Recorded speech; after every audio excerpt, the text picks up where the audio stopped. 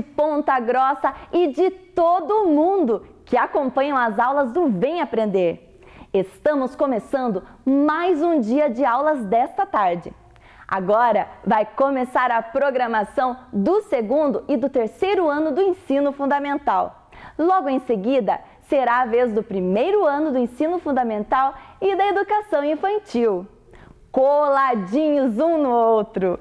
Lembre-se de fazer os exercícios enviados pela sua escola e também aqueles que estão no nosso site isme.pontagrossa.pr.gov.br. Faça tudo com muito capricho, com o mesmo carinho e cuidado que as nossas professoras e professores têm para preparar os trabalhos que as escolas estão enviando para a sua casa. Assim, poderemos completar o nosso ano letivo.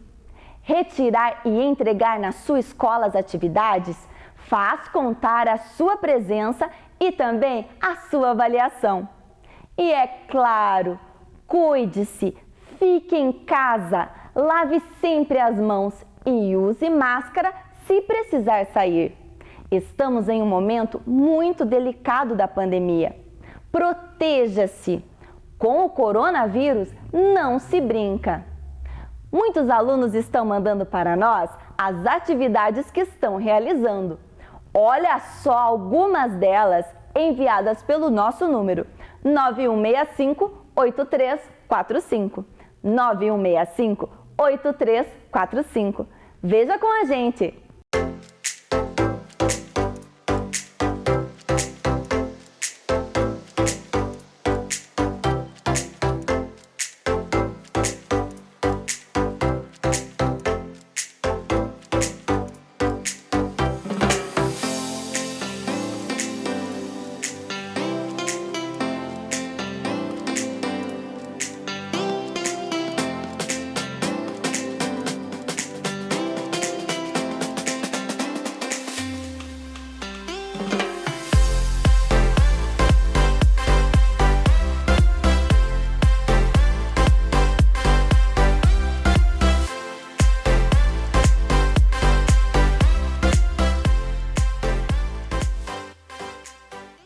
Fique agora com as aulas do quarto e do quinto ano do ensino fundamental. Vem aí, matemática.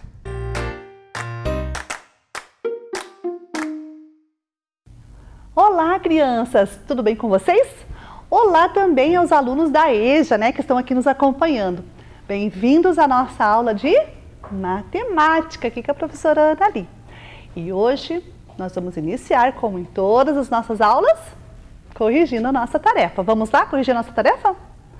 Então, a tarefa nós tínhamos que colocar em ordem, as temperaturas ali daquelas cidades do Brasil, inclusive colocando lá a localidade lá no nosso termômetro, Então, vejam lá, Curitiba, Joinville, Recife, Brasília, Manaus e Porto Alegre. Joinville, 22,6 graus. Então, vocês observam que Joinville já está marcado no termômetro, Então, está ali com a setinha preta, As outras setinhas eram rosas, então nós tínhamos que marcar as outras cidades. Primeiro, Curitiba, 7 graus. Então, 7 graus fica lá, abaixo do 10, lá, 3 risquinhos para baixo do 10, que marca 7 graus. Recife, 35 graus. Então, Recife fica lá para cima do 30, lá, 5 risquinhos para cima do 30, que daí fica 35 graus. Brasília, 30 graus, bem em cima do 30. Manaus, 39, então é lá em cima, antes de chegar no 40, um risquinho antes é o 39. E Porto Alegre, 16 graus, que fica ali abaixo do 20, 4 risquinhos abaixo de 20 graus é os 16 graus. E na ordem crescente da temperatura começa ali, 7 graus, 16, 22, 30, 35, 39. E aí estão corrigidas as tarefinhas que a professora passou, Tanto de completar o termômetro, quanto de colocar em ordem crescente as temperaturas. Ok? Se você acertou, muito bem. Se você errou, não tem problema, a gente apaga, a gente arruma, O importante é que a gente esteja se esforçando. Então, meus amores, e a aula de hoje? O que nós vamos ver na aula de hoje, com essa mesa da professora que está cheia de coisa? Vamos ver? Construir e ampliar estratégias de cálculo para as multiplicações. Isso mesmo. Então, hoje nós vamos trabalhar com multiplicações. Com as multiplicações em termos de operação, tá? A gente vai fazer menção aos problemas, mas a gente vai olhar para a operação em si. E a gente vai olhar algumas estratégias, uns diferentes modos da gente resolver uma multiplicação, tá bom? Então, meus amores, para a gente iniciar, a professora trouxe uma situação. Vamos pensar nessa situação? Vamos lá? Vamos parar e pensar um pouquinho. Ó, Tiago corre todos os dias para treinar, né, para uma maratona. A pista que ele treina tem 1.250 metros de comprimento. Em 1 hora de treino, ele percorreu essa distância 6 vezes. Depois parou para se reidratar. Quantos metros ele correu nesse tempo de treino? Bem, para a gente resolver esse problema, qual é a operação ou qual é, né, a ideia que a gente vai usar aí para resolver o problema? Adição, subtração, multiplicação ou divisão? O que vocês acham? Vejam, 1.200 metros é o comprimento total da pista. Ele andou 6, né, vezes esse 1.250. Isso mesmo, qual é? A multiplicação. Claro que a gente pode fazer com adições também, né? Adição, só que a adição vai ser repetidas vezes a adição. E a multiplicação, não, a multiplicação a gente faz ela mais rápido, né? Então a gente diz que a multiplicação ela é uma síntese da adição, ok? Então é a multiplicação. Bem, quando a gente fala em multiplicação, a gente já tem que ter na ideia da nossa cabecinha algumas, o que significa multiplicar, né? Quais são as ideias que estão atrás da operação de multiplicação, para a gente poder resolver os problemas, né? Então vamos dar uma olhadinha aí nas ideias da multiplicação? Então a primeira ideia que aparece ali, ó, a número 1, né? É uma matriz retangular, onde a gente vai construir linhas e colunas com a situação que a gente está vivendo. No caso aí, nós temos com poltronas. Mas a gente podia usar essa ideia de matriz retangular em qualquer multiplicação. Nós temos também a ideia de repetição, né, de parcelas iguais. A gente vai somar parcelas iguais. Então, a linha das maçãs, né? Tenho 3 grupos de 5 maçãs. Então, eu tenho 5 mais 5 mais 5. Isso é repetir, né, a soma de parcelas iguais, que, na verdade, traduz-se para 3 vezes o 5, que é igual a 15. A ideia número 3 é a ideia da proporcionalidade, que a gente já trabalhou aqui algumas aulas atrás, né? Onde a professora trouxe lá aquela ideia de um carro, 4 rodas, 5 carros, quantas rodas? É a mesma ideia das flores aí, ó. 1 vaso, 3 flores. 5 vasos, quantas flores? Então, é a ideia de proporção, né? Que a gente também usa aí a multiplicação. E a última ideia é a ideia de combinar elementos, né? Que a gente chama de combinação. Eu tenho 2 saias, 3 camisetas, de quantos modos diferentes eu posso me vestir? Então, isso é uma ideia de combinar. Eu vou combinar elementos para ter, ao final, uma situação, né? Uma resposta final. Então, isso é uma ideia também da multiplicação. Então, essas são as ideias da multiplicação. E, através dessas ideias, a gente vai também usando, né, algumas estratégias. Vocês lembram na aula da semana passada, quando a professora trabalhou adição e subtração, que eu falei das estratégias para vocês? O que são estratégias? Vocês lembram? Vamos recordar o que são estratégias? Então, a estratégia é uma maneira eficaz para se chegar no resultado. É um modelo matemático que nos permite resolver uma situação. Né? E a professora já ensinou que não existe estratégia ruim, mas sim erro estratégico. Ou seja, a gente usou uma estratégia que não levou ao resultado que a gente esperava. E na matemática, as estratégias, elas surgem do nosso pensamento, das nossas ideias, né? Que são retiradas daquilo que a gente já conhece. Então, isso é a estratégia. Aqui, para a gente resolver os problemas, né, e para fazer as operações, a gente vai usar alguma estratégia usando o nosso raciocínio. Eu vou usar desse jeito porque a professora já ensinou que eu posso combinar elementos. Eu vou usar a matriz retangular porque eu já sei que matriz retangular eu posso fazer uma multiplicação. Então, eu posso usar essas ideias na resolução de problemas. E essas ideias, elas surgem das estratégias que a gente vai, né? As estratégias vão surgindo dessas ideias. E as estratégias é aquilo que a gente conhece. Se a gente não conhece alguma coisa, a gente não vai usar uma estratégia que use esse caminho, porque a gente não sabe como chegar lá. Então, hoje a professora vai mostrar para vocês alguns caminhos para multiplicar. Existem muitos. A professora vai mostrar só alguns, tá bom? Porque não dá para a gente mostrar tudo. E também tem aquelas estratégias que você inventa. Isso, aquela que foi da tua cabecinha, que ninguém nunca usou, só você sabe. Então essa estratégia que a gente chama de estratégia pessoal é minha, é do jeito que eu inventei. E quando eu invento, eu posso mostrar para outras pessoas. Eu posso dizer, olha como é que eu resolvi, olha que interessante essa estratégia. E a outra pessoa vai se enriquecer, ela vai ampliar o rol, né? Ampliar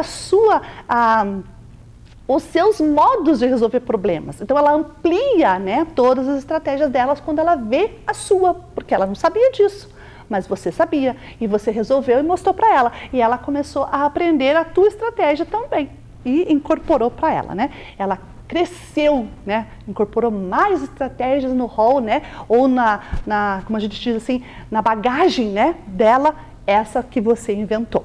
Então, se você inventar alguma estratégia em alguma operação, não esqueça que a professora já falou, né, na aula das semanas passadas. Você tem que mandar para a gente aqui, para a gente ver a tua estratégia e também para divulgar ela para os colegas. Combinado? Então, tá bom. Bem, e para a gente resolver multiplicação, o que a gente faz? A gente faz conta, né? Isso mesmo, a gente faz conta, a gente usa tabuada. E a professora deixou aqui do lado, né, a tábua de Pitágoras, que a gente já trabalhou, inclusive, com a tábua de Pitágoras. Vocês lembram da tábua de Pitágoras, né? Vamos dar uma olhadinha nela ali? Então, a tábua de Pitágoras é essa tabela, onde a gente tem, né, todos os resultados das multiplicações do 1 até o 10. E a gente pode usar, quando a gente não lembra, né, a gente pode usar a tabela, não tem problema nenhum. O ideal é que a gente soubesse já de cor, porque esses resultados aqui são resultados de fatos básicos, ou seja, a gente não precisa armar continha para resolver, por exemplo, 2 vezes 2. A gente tem que ter na cabeça já que 2 vezes 2 é 4, ou que 9 vezes 9 é 81. Eu tenho que ter isso na minha cabeça. É isso que a gente chama de memorizar. A gente memoriza, né, os fatos básicos, e os fatos básicos são os fatos da tabuada, tá bom? E a gente vai usar aqui hoje na nossa aula. Então a professora montou aqui um jogo chamado Spinner multiplicativo. Vocês conhecem o que é Spinner? Já viram, né? Já devem ter conhecido. Então, o Spinner é esse brinquedo aqui, né? Vou virar ele aqui de ponta cabeça para vocês verem. Então, o Spinner, ele é esse brinquedo que muito tempo, né, a gente brincava, já brincou muitas vezes com ele. O que a professora fez? A professora colocou uma setinha, ó, né? Uma seta, mostrando ali, ó, uma seta, para poder virar com ele aqui. Ó. Eu vou girar, ó, vou fazer assim, vou girar, ele vai rodar, rodar, rodar e vai parar em um número. E daí a gente vai fazer uma multiplicação com esse número, tá?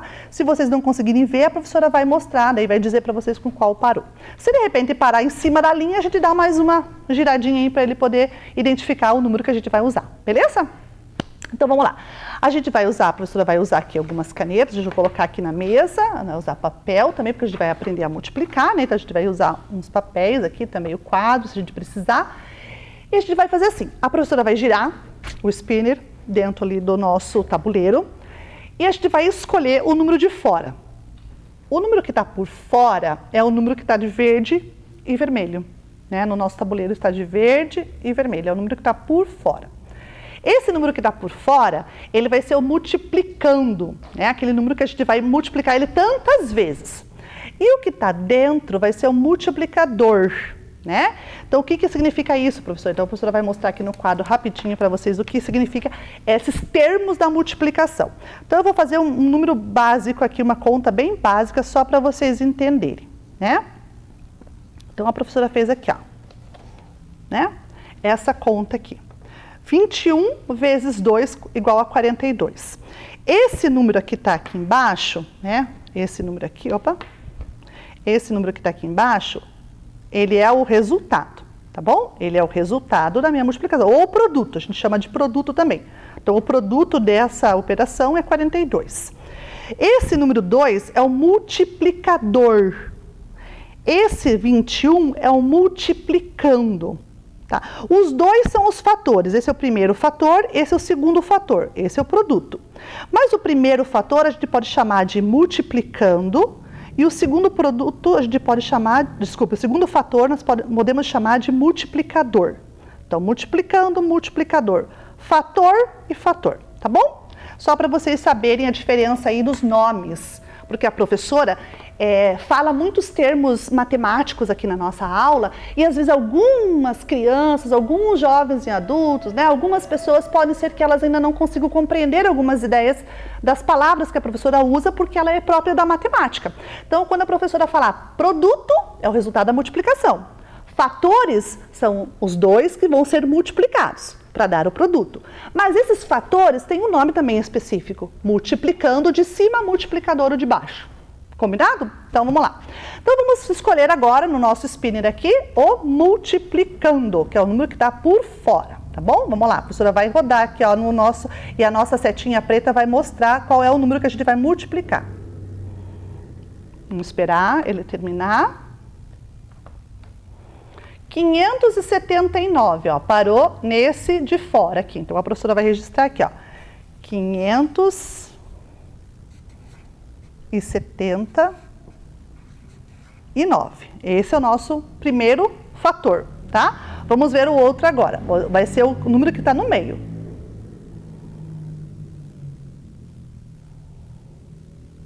Parou aqui no 9.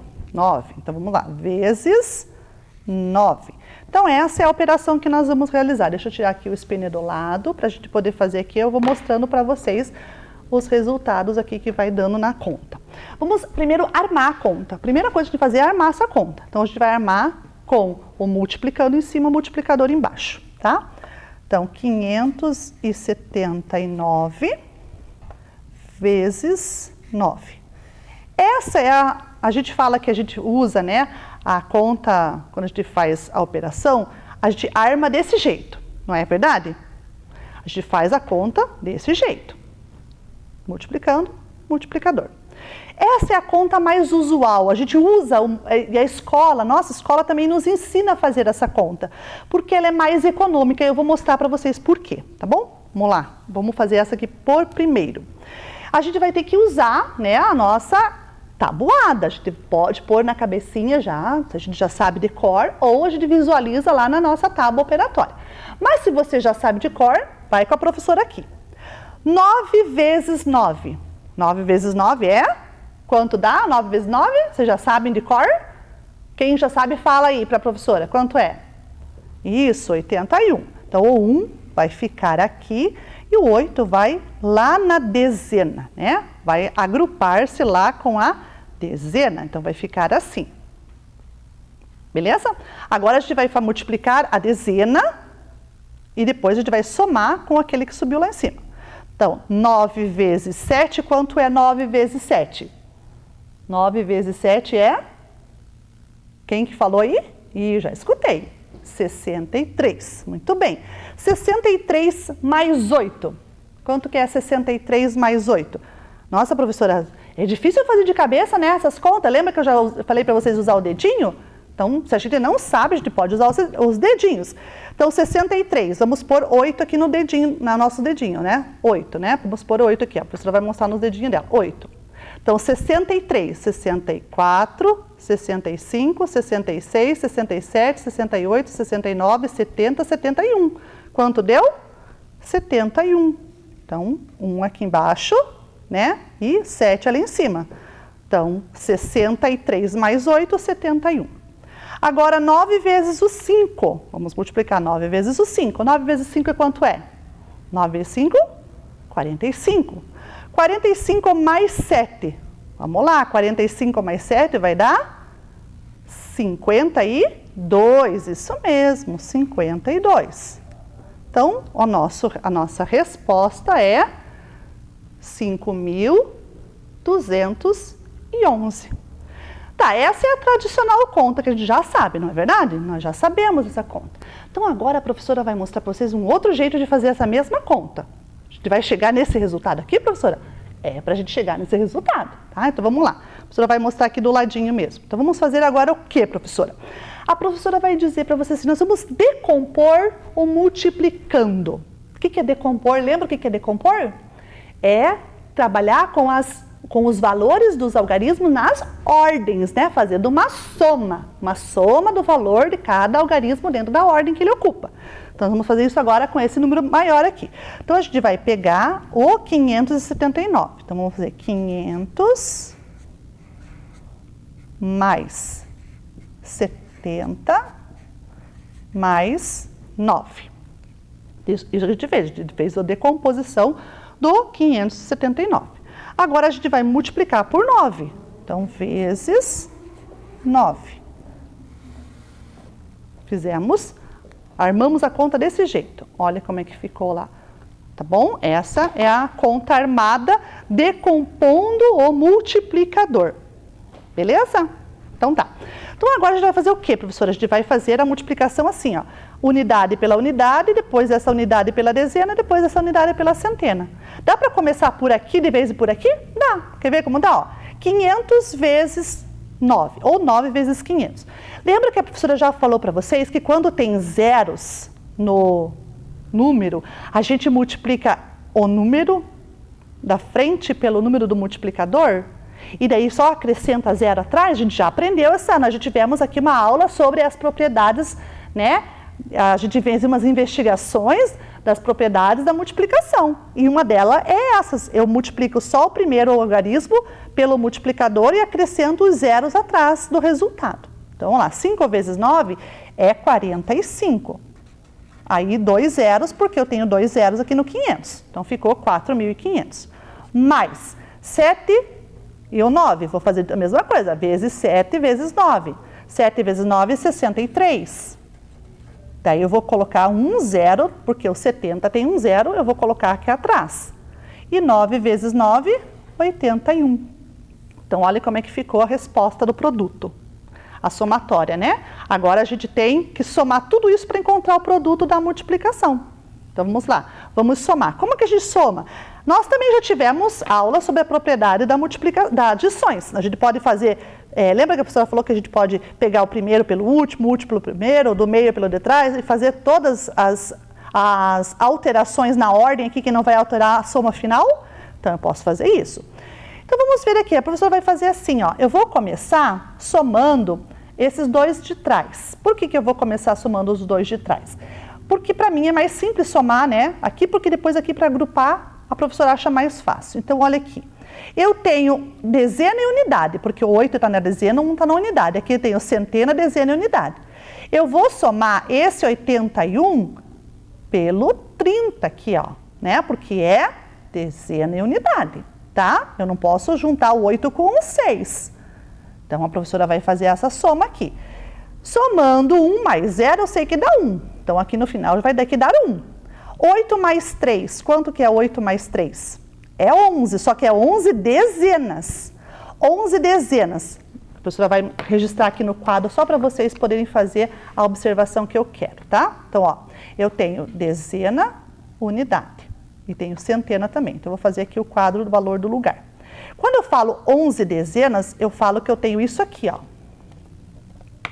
Tá? Eu tenho 11 dezenas. Ele parou aqui na casa da dezena. Então, esse 1 aqui, ó, que ficou na centena, tem que ser agrupado lá na centena, isso mesmo. Então, se eu tenho 8 e o 3, 11, o 1 vai ter que agrupar com o 6. Então, olha como é que a professora vai fazer aqui do lado a operação para vocês verem, tá? Então, vamos fazer aqui do ladinho. 630, 81. Vou fazer do ladinho, que pode ser que tenha gente que não esteja entendendo o que a professora está fazendo, tá? Então, olha o que a professora vai fazer. Eu tenho que fazer essa soma aqui, ó. 630 mais 81. Ó, o 8 vai somar com o 3. Então, aqui eu tenho 1. 8 com 3 eu tenho 11. Então, o 1 vai ter que subir lá para cima, porque é centena, né? 11 dezenas é uma centena e uma dezena. Agora, somando aqui, dá... Deixa eu virar aqui, senão a professora vai fazer de ponta cabeça o 7. 711. Então, esse é o valor desses dois que ficou ali atrás. Então, aqui a professora tem, vou tirar aqui da frente, a professora tem 711. Então, aqui com esse dá 711. 711 mais 4.500. Então, 4.500 mais 711. Agora, vejam aqui como é que ficou da professora. Ficou assim, ó.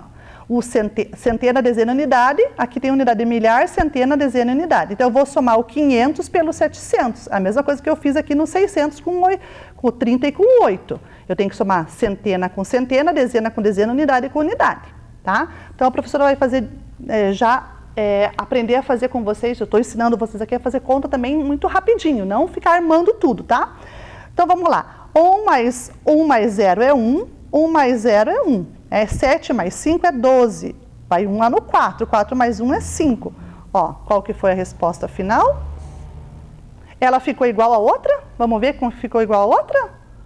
Olá! Ficou exatamente igual. Então, eu posso fazer decomposição, professora? Posso fazer decomposição para fazer uma operação. Às vezes eu não me lembro como é que eu faço a operação mais usual, eu posso usar o recurso que eu tenho. O recurso que eu tenho é a decomposição. Então, eu posso decompor o multiplicador para fazer a operação. Ok? Muito bem. Então, essa foi uma das estratégias que a gente já usou na aula de hoje. Vamos ver se tem mais algum número que a gente pode multiplicar aqui no spinner. Vamos escolher mais 2. O de fora, vamos lá, a professora vai girar agora. Vou esperar para ver onde que ele vai parar. 5.178 é o número que apareceu ali para a professora no visor ali de cima. 5.178. Esse é o nosso multiplicando. Agora vamos para o multiplicador, que é o de baixo.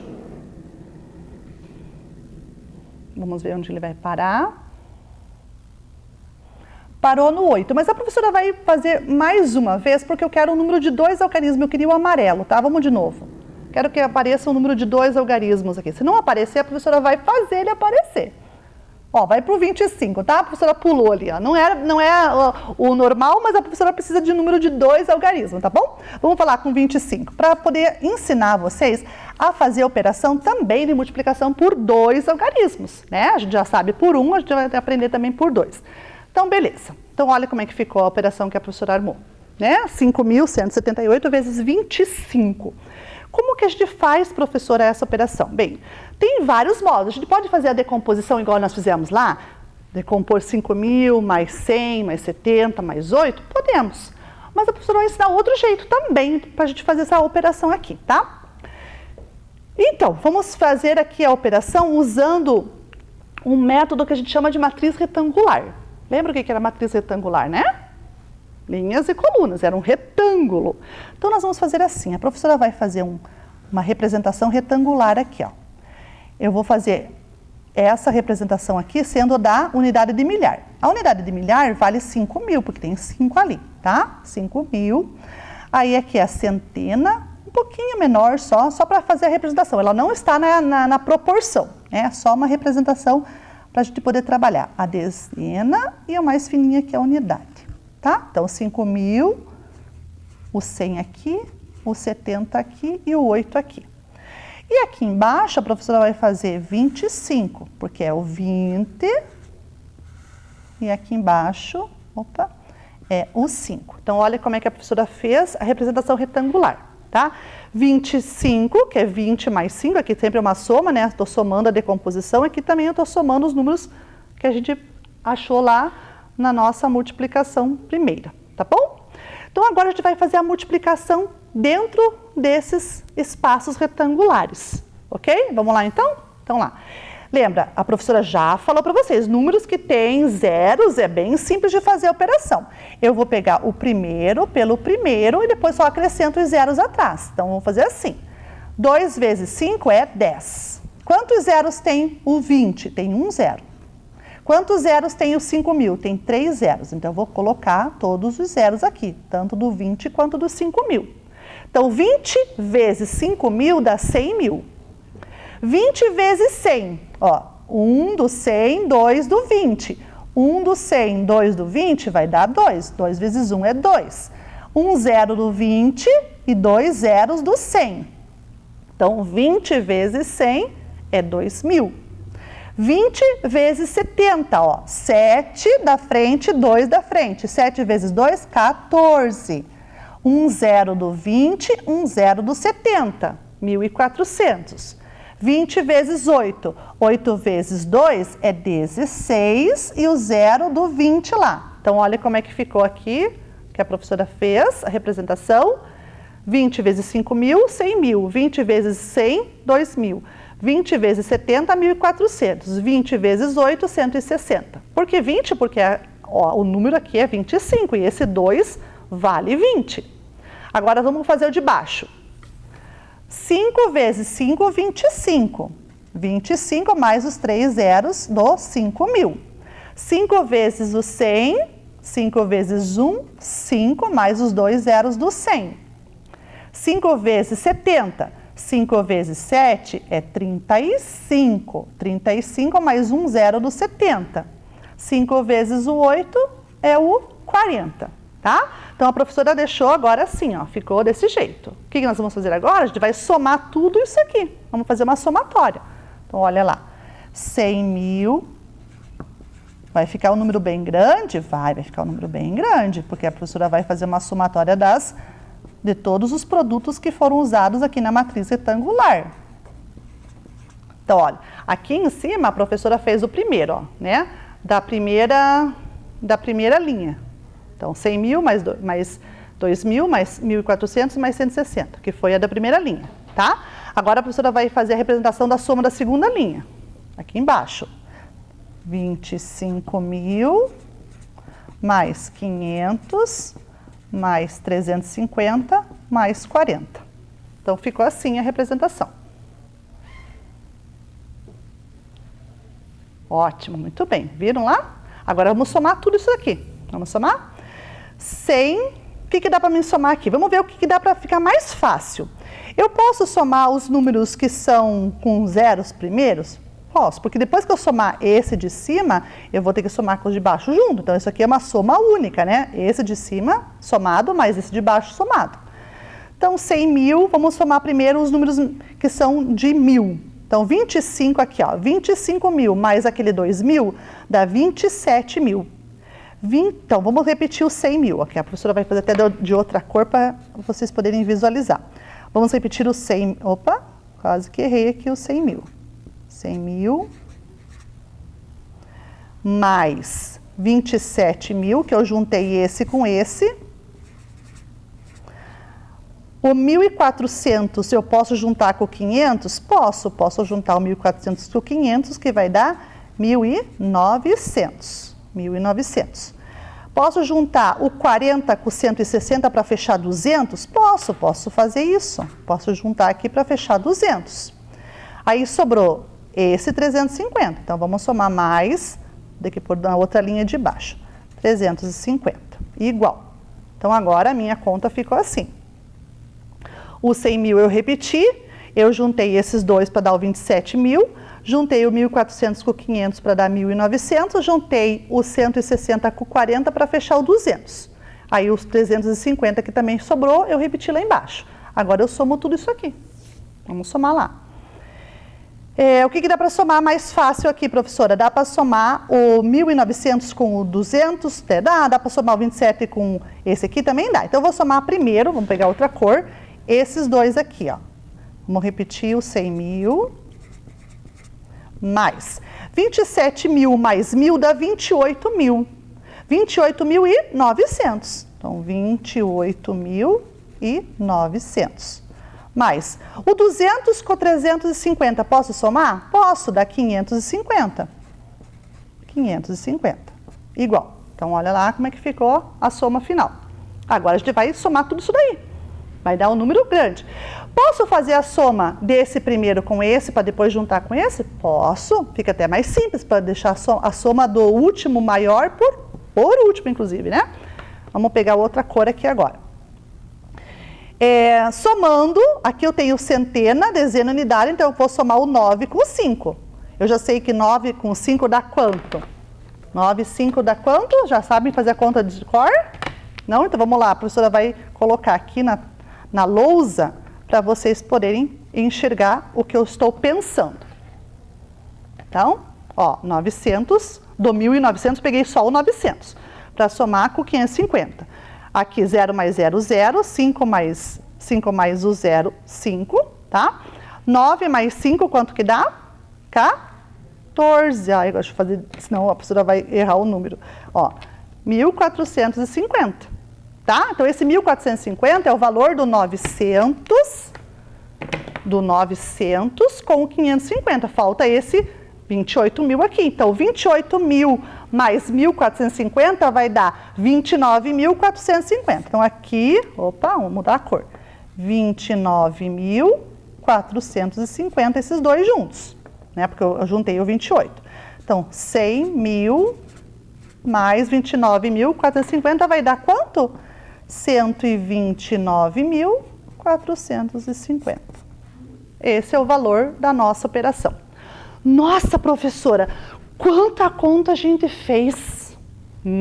Fez mesmo, né? A gente fez bastante conta. Então, agora, a professora vai mostrar as duas operações que nós fizemos, a primeira e a segunda. Por que a professora disse no começo da aula que na escola a gente aprende a fazer aquela conta mais usual? Então, olhem aqui para as duas operações que a professora fez. A primeira operação que a gente fez lá no começo da aula, né, aquela do spinner lá que escolheu primeiro 579 vezes 9, o que aconteceu lá?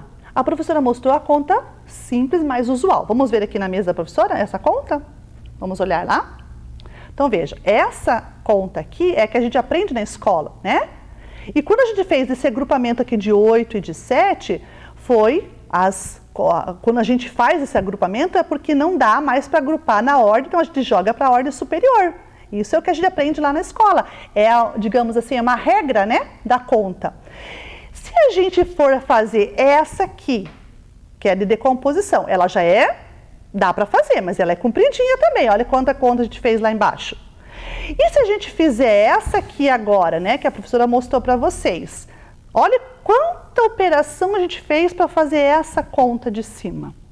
Dá para fazer, é bom, é um caminho legal também, a gente pode usar tudo que a gente conhece. Se eu não sei fazer a conta direto, eu posso ter esse modelo aqui, não tem problema nenhum, a gente pode fazer.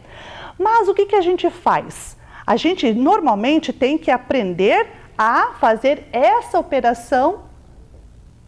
E essa operação que a gente faz, a gente começa pela unidade, depois multiplica pela dezena. Vamos fazer rapidinho aqui com a professora? Então, a professora vai mostrar agora no quadro, deixa eu apagar aqui, como que ficaria essa operação bem rápido, do modelo que a gente tem que aprender quando a gente vai lá na escola e a professora ensina pra gente, né? Então, vamos lá. Deixa eu pegar ela aqui. Então, 5.178 vezes 25. Então, ó, a operação que é lá na escola, a gente vai armar assim. Então, vamos fazer ela como? Vamos multiplicar o 5 primeiro. Quando a gente multiplica o 5, a gente vai fazer igual fez aqui, ó. A gente vai multiplicar esse 5 pelos valores, né, dos números, para encontrar esse valor. Só que esse valor aqui, na conta que a gente vai usar, a gente não vai usar zeros, porque a gente vai simplificar. A gente vai multiplicar como se a gente estivesse olhando para a tabuada. Mas, na verdade, eu vou multiplicar 5 vezes 70, 5 vezes 100, 5 vezes 5.000. Mas, para ajudar a gente a deixar mais simples a operação, a gente vai fazer como se fosse número bruto, ou número absoluto, né? Então, 5 vezes 8, 5 vezes 7, 5 vezes 1, 5 vezes 5. Ok? Então, vamos lá. 5 vezes 8 é 40. Vai 4 na dezena, porque 4 na dezena é 40. 5 vezes o 7, ó, eu multipliquei esse, agora eu vou multiplicar esse aqui. 5 vezes 7, quanto é? 35. 35 mais o 4, 35 mais 4 é 39. Eu vou agrupar o 3 na centena. Por que eu agrupo o 3 na centena? Porque eu tenho 39 dezenas e o 3 do 39 dezenas está na centena. 5 vezes 1, 5, mais 3, 8. 5 vezes 5, 25. Então, nós fechamos a primeira conta com a unidade. Agora a gente vai fazer a conta com a dezena. Mas a gente vai usar como se fosse 2 normal, né? 2, 2, não 20, porque a gente vai usar a tabuada aqui. 2 vezes 8. 2 vezes 8 é 16. Só que como a gente está multiplicando a dezena agora, esse lugar aqui, ó, que é da unidade, ele vai ficar vazio aqui, ó. Vou fazer um quadradinho aqui, ó. É o lugar da unidade. Por que eu não vou pôr ninguém aqui embaixo do zero agora? Porque eu estou multiplicando 2 dezenas por 8. 2 dezenas por 8 dá 16 dezenas. Então, o 16 dezenas vai estar o 6 aqui e vai agrupar o 1 lá em cima da centena, tá? Então, deixa a professora, desculpe, da dezena, deixa a professora apagar aqui esses números anteriores. Então, 2 vezes 8, 16 dezenas, né? A gente está multiplicando pelas dezenas. 2 vezes o 7, ou 2 vezes o 7 é 14, mais 1, 15. Vai 1 na centena, uma centena lá para cima. 2 vezes 1 é 2, mais 1 é 3. 2 vezes 5, 10. Então, agora, a gente vai colocar a somatória. Nesse sinalzinho aqui, onde a professora deixou o quadrinho, nós vamos colocar o sinalzinho de mais, tá? Ó, a professora deixou um quadrinho, eu vou até tirar o quadrinho aqui agora, que agora a gente já sabe por que fica vazio. Fica vazio porque a gente está multiplicando a dezena, e a gente vai usar no lugar da resposta a dezena, né? Então fica vazio ali embaixo do zero. Eu ponho um sinalzinho de mais ali só para não confundir, mas eu podia pôr para fora também, não tem problema nenhum. Agora vamos fazer a soma aqui, ó. Vamos fazer essa soma final. 0, aqui vai dar 9 mais 6 dá 15, vai 1 lá para cima. 8 mais 1, 9, 9 mais 5, 14, sobe 1.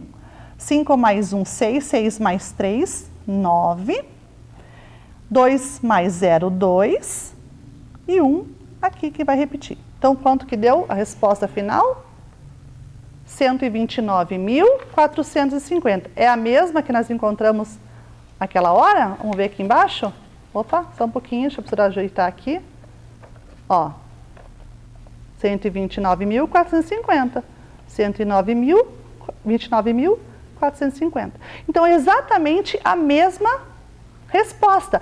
Por isso que a gente tem que aprender a fazer essa operação aqui. Essa operação, ela é mais simples, ela é mais econômica, ela me deixa a conta, né, o meu trabalho mais rápido. Eu não vou ficar demorando muito para fazer muita conta. Então, quando a gente vai na escola, a gente tem que aprender essa aqui, né, a aprender a conta mais usual. Mas isso não quer dizer que eu não possa fazer outra também, né? Eu posso fazer outra também, beleza?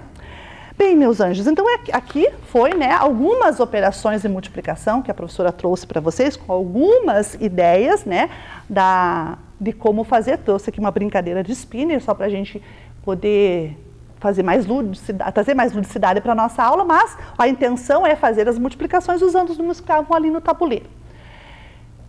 Deu para compreender a ideia que a professora passou aqui hoje? Então, veja, quanta coisa a gente aprendeu.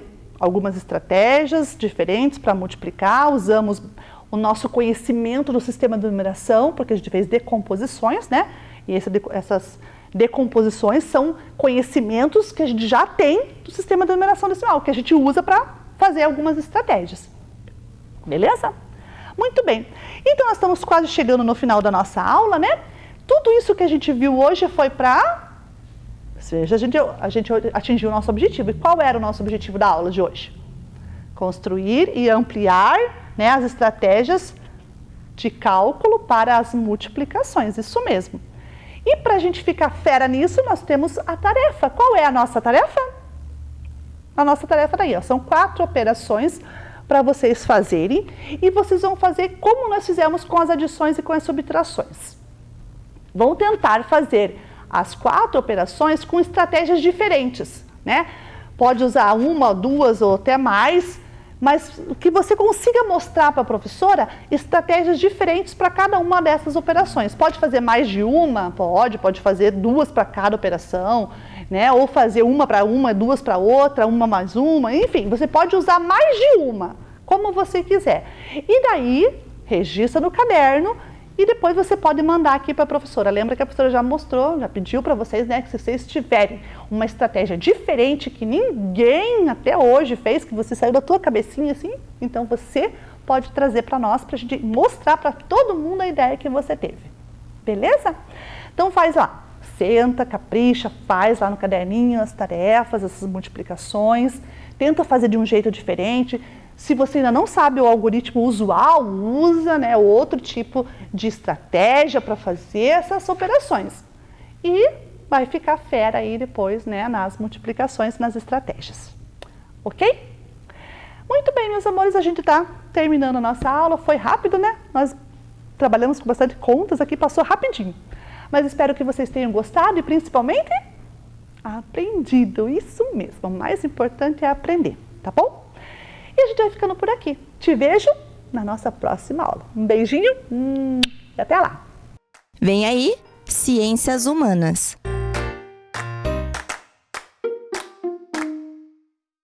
Bom dia, crianças, tudo bem? Estamos aqui para mais uma manhã de estudo. Nós vamos ver um pouquinho mais das ciências humanas e hoje o nosso objeto de conhecimento é Relevo e Hidrografia do Paraná e Ponta Grossa. Vamos ao objetivo da nossa aula?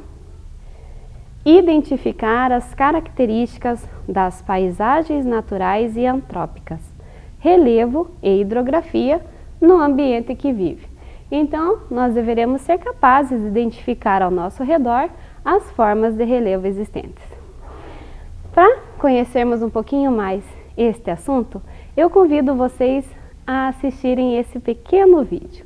Ele se chama A Incrível História de uma Pedra. Vamos lá?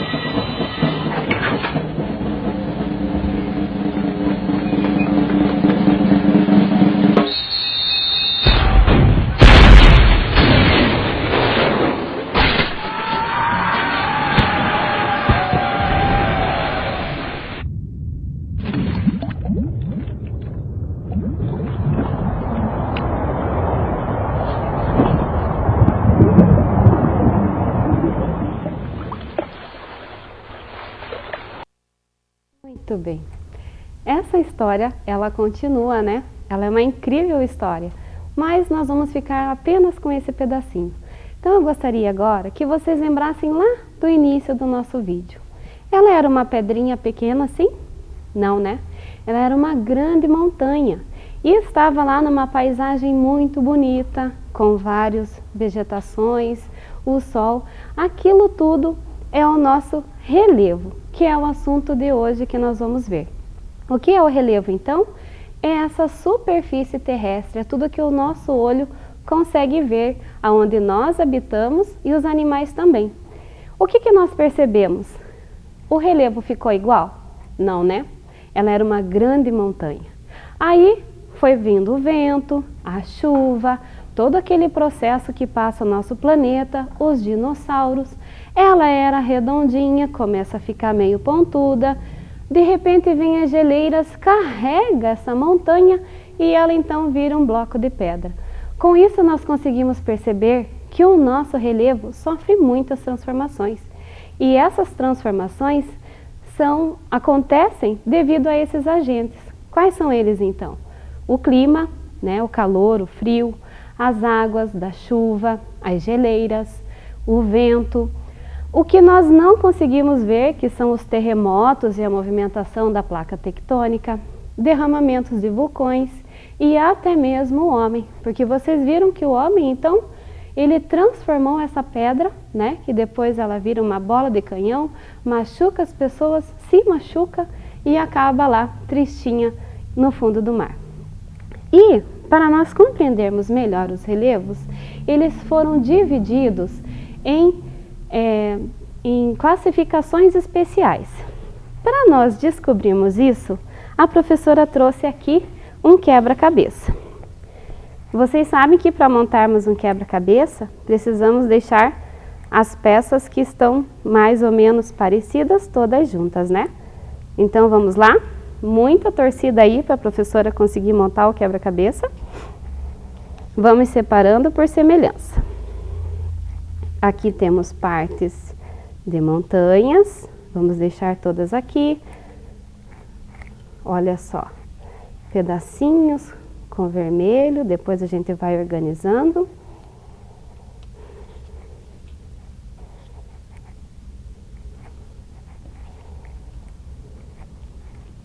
Muito pensamento positivo aí, que tá difícil esse quebra-cabeça da prof.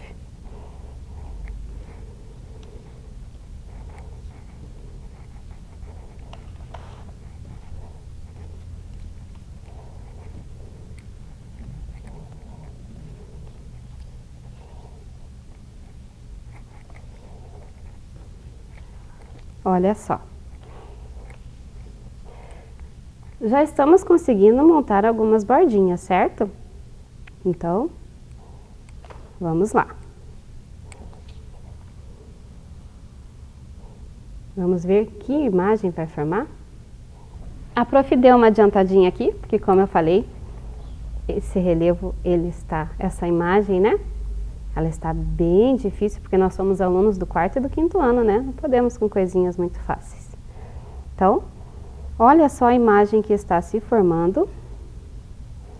É uma imagem de um relevo muito comum na nossa região, em vários locais. Então, vamos fechando aqui. Muita atenção.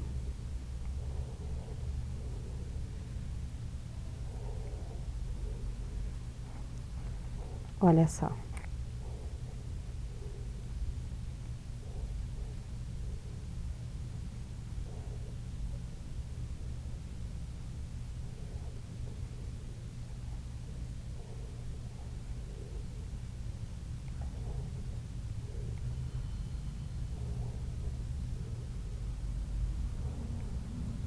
Muito bem. Surgiu a nossa imagem. Aqui nós encontramos então as diversas classificações do relevo, que a professora já havia dito. Quais são elas? São várias. As principais são 4 que nós vamos começar vendo elas. Deixa a professora deixar mais retinha a imagem. Isso. Então, a primeira delas, que nós vamos identificar, é o planalto. O planalto, o próprio nome está dizendo, ele é um plano mais elevado em relação às regiões vizinhas.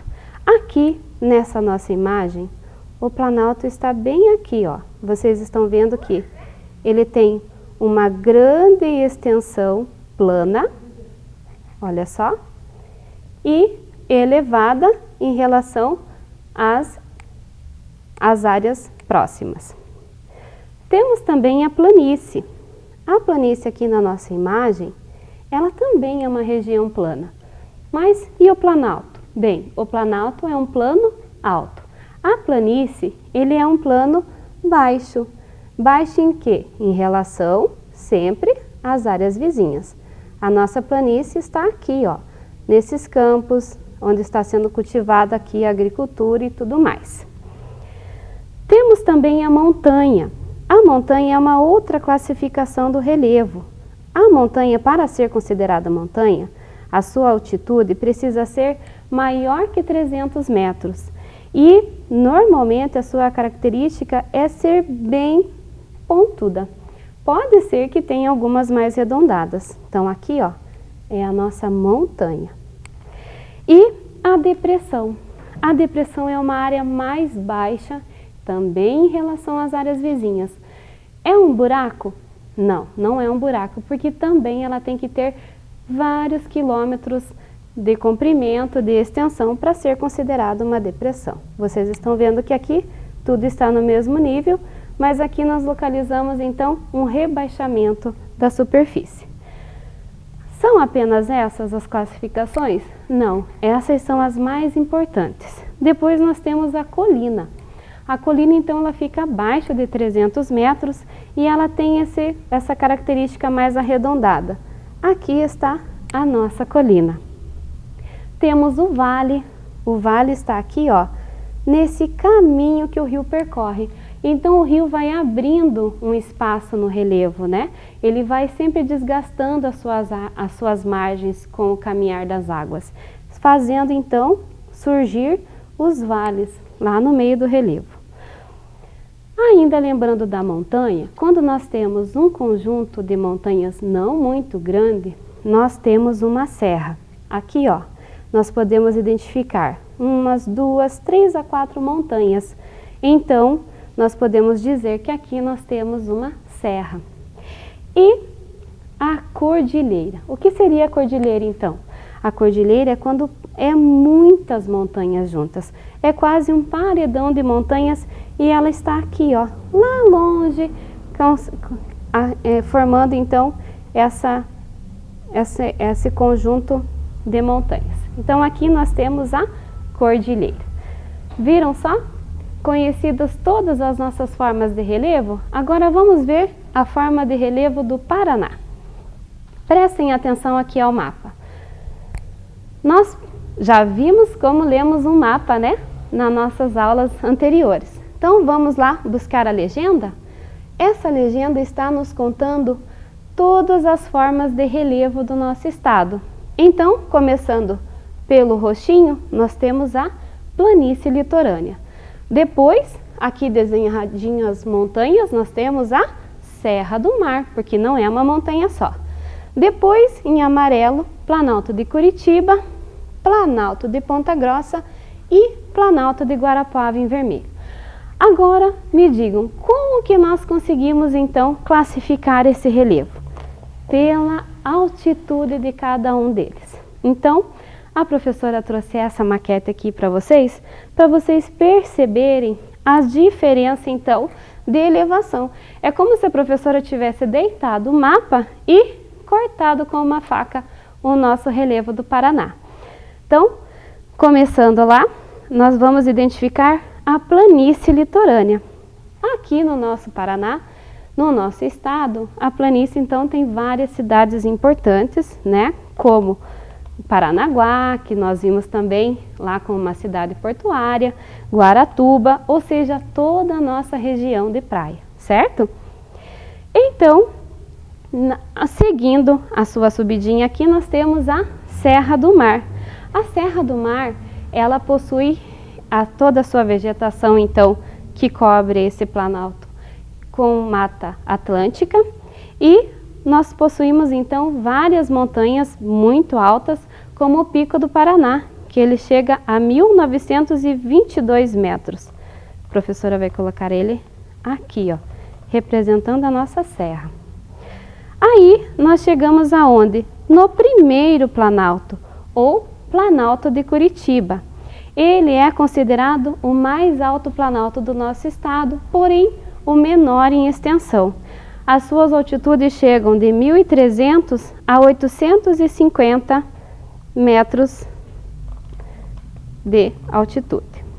E aí, olha só, chegamos no segundo planalto, ou Planalto de Ponta Grossa.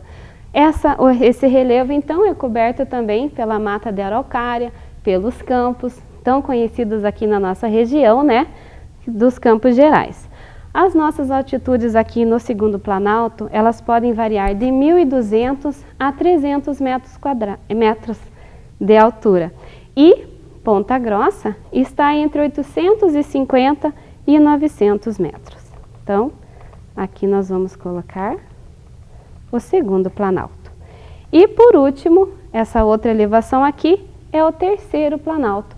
Ele é o maior em extensão e as suas altitudes variam de 1.200 a 900 metros, certo? Conhecido muito bem, então, os nossos relevos aqui do nosso estado, vamos ver um pouquinho mais o relevo de Ponta Grossa?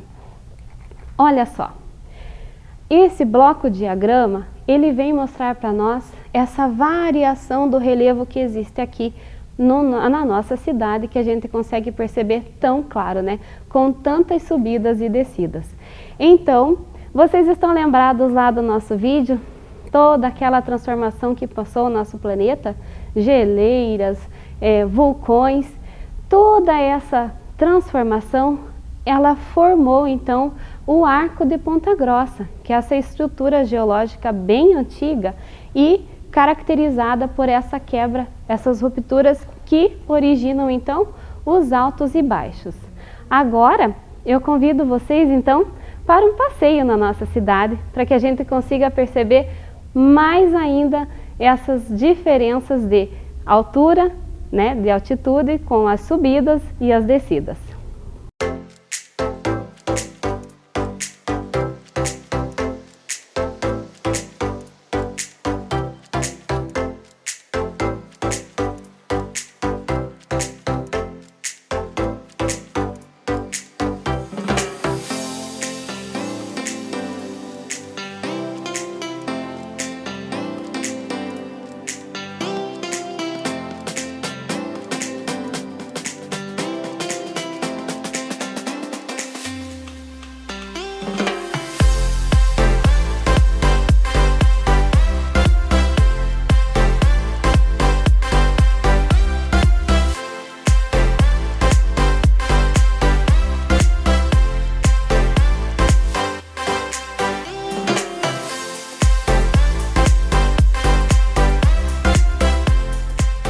Gostaram? Perceberam quantas subidas e descidas nós temos aqui da nossa região? Muito bem. Então agora que já sabemos classificar, que já conhecemos o relevo do nosso estado e da nossa cidade, vamos à hidrografia. Hidrografia é o estudo das águas, todas as águas do nosso planeta. As da atmosfera, as do subsolo, as dos rios, dos mares, das chuvas, dos lagos, ou seja, todas as águas que nos rodeiam. Aqui nós temos um mapa mostrando as bacias hidrográficas. O nosso estado está aqui, ó, Paraná. Percebam que nós temos a corzinha verde e a cor azul. Então, nós temos a bacia do Paraná e a bacia do Sudeste. A bacia do Sudeste, ela então caracteriza os rios do litoral. E a bacia do Paraná, os rios do Planalto. Aqui a professora trouxe os principais rios do Paraná. São vários, mas nós vamos descobrir 4 que nós não podemos nos esquecer. E claro que nada hoje está assim muito facinho, né? A professora vai puxar aqui do ladinho o nosso quebra-cabeça e aqui nós temos embaralhado os nomes dos rios que nós não podemos nos esquecer. Então vejam bem, vamos ver que nome nós vamos conseguir formar? Claro que a professora já sabe, né? Então, olha só.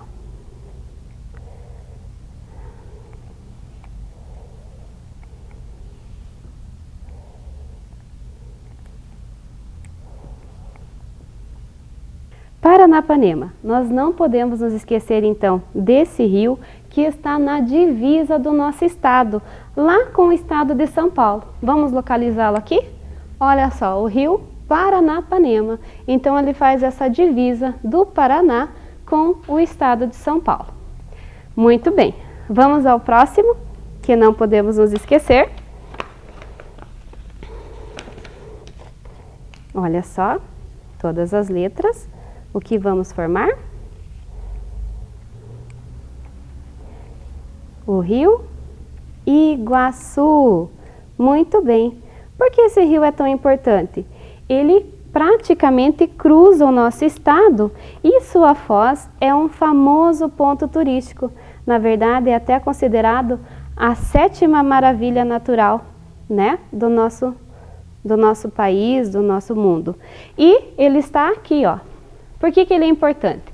Então, ele nasce aqui, próximo à região metropolitana de Curitiba e praticamente corta o nosso estado, desembocando aqui na Foz do Iguaçu, né? A cidade até recebe o nome da foz desse rio.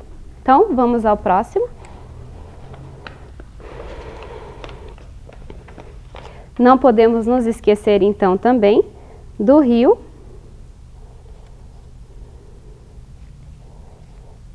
vamos lá? Do rio Paraná, olha só, que é o rio que dá nome à nossa bacia. Esse rio, ele é muito importante e possui várias ilhas. Algumas de destaque são a Ilha Grande e a Ilha de Bandeirantes. Então, o rio Paraná, olha, o Iguaçu desemboca nele e aí, então, ele está aqui nessa extensão toda do nosso estado. E vamos conhecer o último.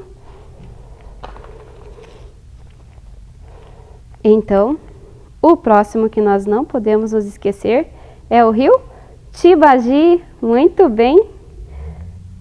Ele é muito importante aqui para nós porque nasce próximo aqui de Ponta Grossa. Na verdade, na divisa de Ponta Grossa e Palmeira. Então, aqui está o nosso rio Tibagi, nascendo aqui próximo de Palmeira e Ponta Grossa, bem na divisa, e cortando o nosso estado até fazer a sua foz lá no rio Paranapanema, certo? Muito bem, conhecemos os rios do nosso estado. Agora vamos ver o das nossas cidades? A hidrografia de Ponta Grossa, ela está quase toda abastecida pelo rio Tibagi. E os que estão mais próximos à nossa cidade, que são muito importantes, então nós temos o rio São Jorge, com suas belas cachoeiras, né? Que nós conseguimos passar até uns dias de calor e de verão bem próximos ali na água. O rio Botuquara, o rio Caracará, o rio Pitangui e o rio Verde. Então, todos esses, né, são responsáveis pela nossa paisagem natural tão linda e também pelo abastecimento de água da nossa cidade. Agora, vamos ver o que vocês aprenderam?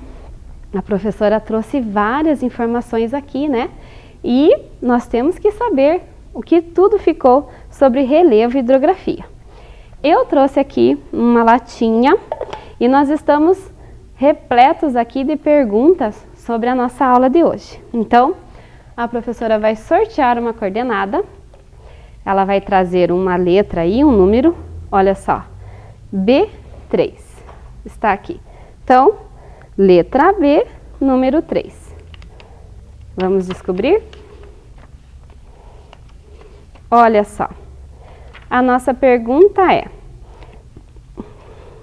quais são os 2 tipos de bacias existentes no Paraná? Lembram que a professora falou? São dois tipos de bacias. A bacia do Sudeste, que compreende então os rios do litoral, e a bacia do Paraná, que então são os rios do Planalto, certo? Muito bem, espero que você tenha respondido aí para me ajudar. Outra coordenada, A2. Vamos lá? Letra A, número 2.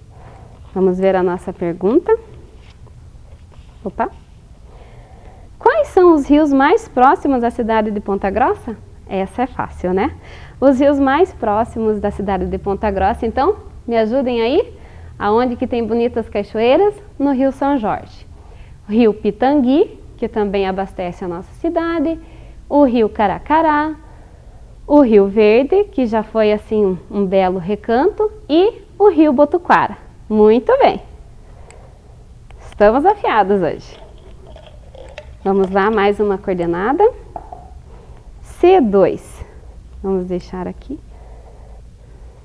A2, B3. Letra C, número 2.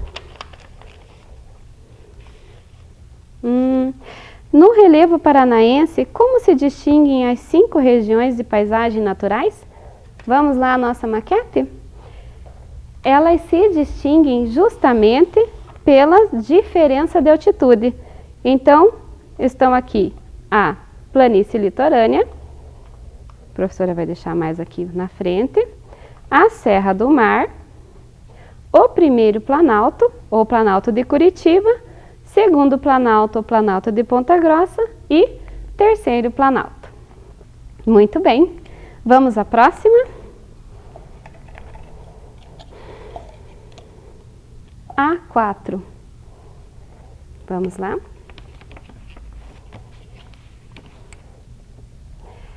Quais são os agentes responsáveis pela modificação do relevo? Essa é fácil.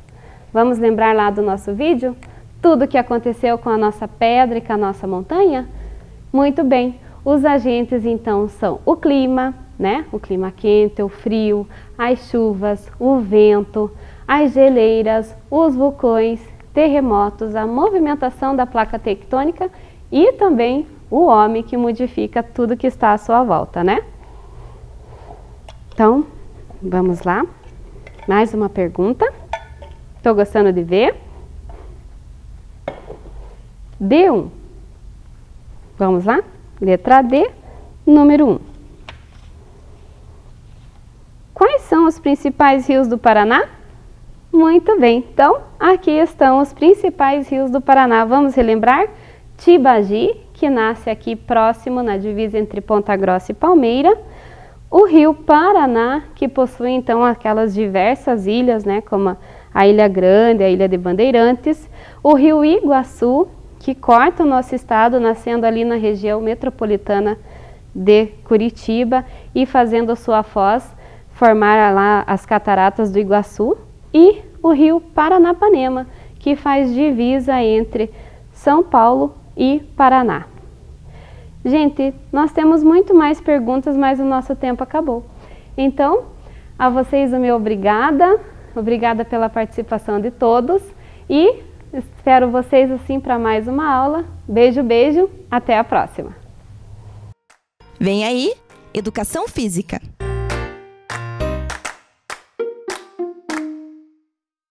Olá, crianças, bom dia, tudo bem com vocês? Eu sou a professora Sandra da Escola Carlos e comigo aqui hoje é a professora Marciele.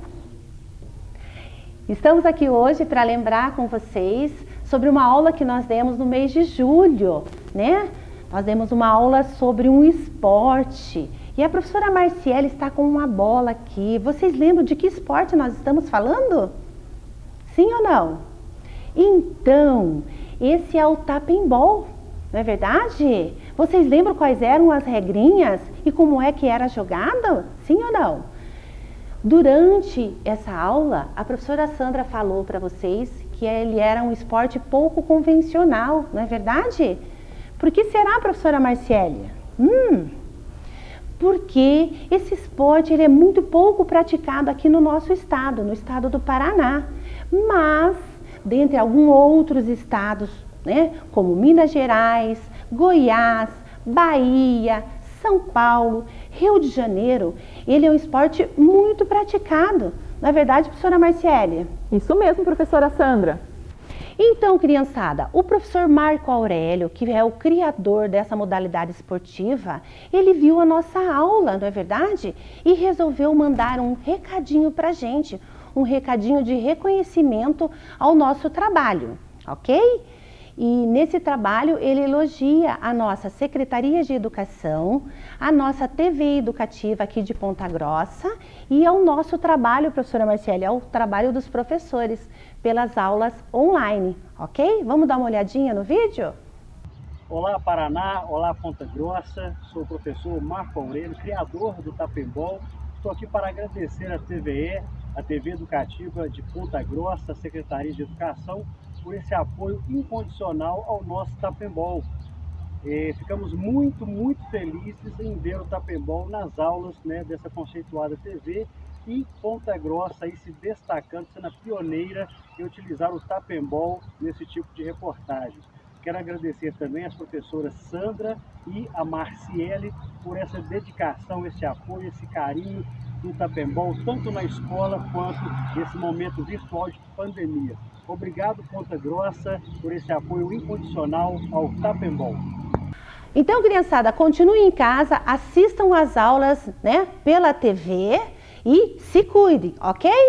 Vamos lá? Tapembol, um esporte para todos! Olá, alunos, tudo bem? Sou o professor Rodrigo da Escola Erival, aqui está o professor Denis da Escola Lúcia, sou um professor de Educação Física e hoje nós vamos para mais uma aula de Educação Física.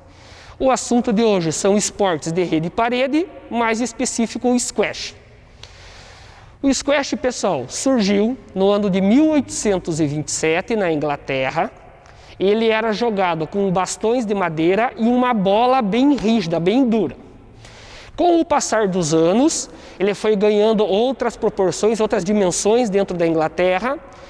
E nessa época na Inglaterra tinha uma febre de esportes com raquetes. Então substituíram os bastões por duas raquetes e a bola rígida por uma bola menor e macia. E aí deram o nome de Game of Rackets, que traduzindo do inglês nada mais é que jogos com raquete. Se passaram-se mais alguns anos, mudou o nome. Trocaram o nome de Game of Rackets para Squash Rackets, squash de raquete. Isso ficou por muitos anos. Mas resolveram modificar mais uma vez o nome e tiraram a palavra rackets e deixaram só squash. Squash nada mais é que o barulho que a bolinha faz quando a raquete bate nela, faz squash, squash. Aí surgiu realmente, definitivamente, o nome do jogo desse esporte. O squash é um esporte, ele não é muito conhecido no nosso país, muito divulgado, mas ele já está tomando grandes proporções. E se não fosse a questão da pandemia do Covid-19, o squash estaria entrando no programa olímpico como um dos esportes de apresentação. Ele é jogado, pessoal, em uma quadra fechada, são 2 atletas, eles têm o objetivo de bater com a raquete na bolinha, a parede tem 2 marcações de linhas, uma linha inferior a baixo e uma linha superior. Então, toda vez que um dos jogadores deixa a bolinha dar mais que um pingo no chão, ou rebatem essa bolinha para cima ou para baixo da linha, caracteriza-se ponto. Todo o esporte de raquete, inicia-se o jogo e reinicia-se com um saque. Então, se eu errei o ponto do professor Denis, ele vai para a marcação lá que tem e vai dar o saque. No início da aula aqui, pessoal, eu falei que nós iríamos, o tema era esportes de rede e parede. O que são esportes de rede e parede? São aqueles esportes que não tem tempo de jogo. Esse jogo ele é por set, por número de pontos. Para vencer um set, você precisa abrir uma vantagem de 2 pontos sobre o seu adversário. Dando um exemplo, 22-20, 20-18, 25-23 e por aí vai. Ele pode ser jogado, ele é jogado com as mãos e pode ser jogado com as mãos livres, exemplo, o voleibol, e com raquetes, exemplo, o squash, que a gente vai trabalhar hoje, ok? Então agora, professor Rodrigo e professor Denis, nós vamos mostrar para vocês como nós podemos estar fazendo os materiais para estar praticando o squash aí na sua casa. Então nos acompanhe. Nós temos 3 modelos de raquete, pessoal. Essa raquete aqui, mais parecida com a raquete do squash, ela é feita de papelão. Nós temos essa aqui que parece uma luvinha de boxe, também feita de papelão, ela tem uma cordinha. Para que a gente inventou essa daqui, criou essa? Para que vocês não usem a mão para bater direto na bolinha. Às vezes tem uma bolinha mais dura em casa, pode machucar a mão, então fizemos essa aqui. E se você não tem papelão na sua casa para fazer, nós temos esse outro modelo aqui, que é feito com uma meia calça, uma meia fina e um cabide de arame. Então vamos mostrar como que a gente criou esse primeiro modelo aqui. Então vamos lá, professor, me ajuda aqui. Preciso da régua, do balde e de uma canetinha que tem aí dentro. Isso. Então, pessoal, por que a régua e o balde? Eu vou usar de molde. Vocês vão traçar no papelão. Nós vamos precisar de 3 camadas de papelão para deixar a raquete bem firme. Nós vamos traçar aqui a circunferência quase total do pote, da tampa que vocês usarem, ok? Feito isso, nós vamos usar a régua, que a espessura aqui da régua dá mais ou menos o tamanho de um cabo. Então vamos deixar um espaço de 3 dedos da onde desenhou a circunferência. Vamos fazer o risco para baixo aqui para fazer o cabo. E vamos unir os riscos na diagonal aqui, ó, fazendo uma linha na diagonal para fazer aquele Vzinho, que é esse aqui, ó, entre a cabeça e o corpo, que é a parte que rebate o cabo da raquete. Então ela vai ficar mais ou menos assim, ó. Vocês vão recortar e com esse primeiro molde em cima dos outros papelão, vocês vão desenhar de novo, recortar e vão colar. Passa a cola branca lá, coloca um em cima do outro e põe um peso lá e deixa lá uns 20 minutinhos lá que ele seca e fica rígido. E daí você pode enfeitar como você quiser e deixar dessa forma. Essa outra aqui, que é a luvinha, nós fizemos o mesmo detalhe. Nós usamos aqui, traçamos a circunferência quase total, só que na parte de baixo aqui nós fazemos uma linha reta, pessoal, para ficar quadradinho. Aí vocês vão colocar a mão de domínio. Qual que é a mão de domínio? A mão que você segura o lápis, a caneta para escrever. Apoia lá e vai fazer aqui no meio do dedão, vai fazer um Vzinho. Por quê? Para você fazer esse corte aqui para encaixar o dedão, se vocês quiserem. Se não quiserem, ó, vou esconder o cabo aqui, vocês podem deixar ela inteira redonda, ok? Deixa eu pegar esse pedaço que é o professor Denis, ó. Estão vendo aqui que tem uns furinhos? Então, nós vamos fazer 6 furos. 3 aqui em cima, 2 aqui no dedão e 1 aqui do lado. Por quê? Nós vamos passar uma cordinha para deixar amarrada. Como que vai passar essa corda? Vai passar as 2 pontas da corda pelo buraco do meio e vai dar um nozinho em cima, como foi feito aqui, ó. Feito isso, passa o cordão por aqui, por esse primeiro do dedão e pelo outro do lado. E daí vai cruzar eles aqui, ó. Tá vendo que o professor tá mexendo? Eu cruzei eles aqui. Aí é só passar nos 2 últimos de baixo. Presta sua mão aqui, professor. Vai encaixar como se fosse uma luvinha. Ó, aqui divide, dedão, e agora a gente amarra aqui para ela não cair da mão.